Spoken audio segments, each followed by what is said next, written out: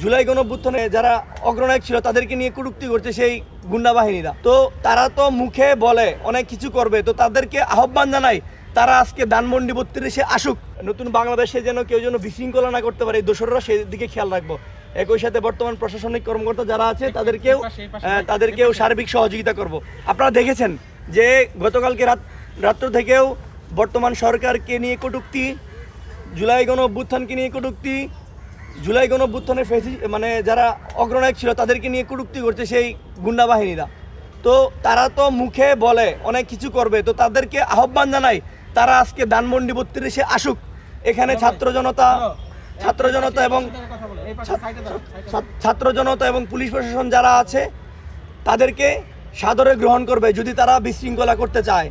আর আমাদের এই 24 পরবর্তী সময়ে আমাদের এই বাংলাদেশে কোনো ধরনের বিশৃঙ্খলা ইনশাল্লাহ আমরা মেনে নিব না, এবং যারা বিশৃঙ্খলা করতে চাইবে তাদেরকে অবশ্যই আমরা আইনের হাতে তুলে দিব, এবং আমরা আইনকে শ্রদ্ধা করি, আইনকে ভালোবাসি।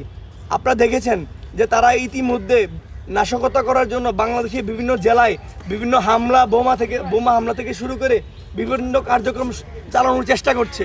তো এটা আমরা জুলাইয়ের পক্ষের সৈনিক যারা আছি, আমরা বেঁচে থাকতে আমাদের দেহে যতক্ষণ পর্যন্ত রক্ত থাকবে এটা আমরা তাদেরকে কখনোই হইতে দিব না ইনশাল্লাহ। এই আজাদির বাংলাদেশে, এই বাংলাদেশে তো বাংলাদেশের মানুষকে আহ্বান জানাবো, আপনারা আপনাদের জায়গা থেকে সতর্ক থাকবেন। কোনোভাবেই যেন এরা জ্বালাও পোড়াও না করতে পারে। ওরা যেটা করবে, কোথাও বাস দাঁড়িয়ে থাকবে, সেখানে হয়তোবা তারা জ্বালিয়ে দেওয়ার চেষ্টা করবে। মানুষ যেখানে দেখবেন যে মানুষের সমাগম আছে সেখানে হয়তোবা হামলার চেষ্টা করবে। সেই জন্য আপনাদেরকে আহ্বান থাকবে তাদের এই নাশকতা ঠেকাতে আপনারা ইনশাল্লাহ আজকে রাজপথে থাকবেন।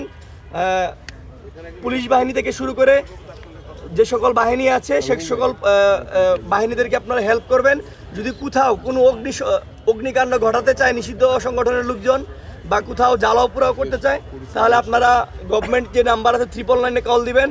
এবং আমাদের বাংলাদেশে মোটামুটি জুলাইয়ের পক্ষে শক্তি যারা আছে সবাই ইনশাল্লাহ আজকে মাঠে আছে, আমরাও আছি।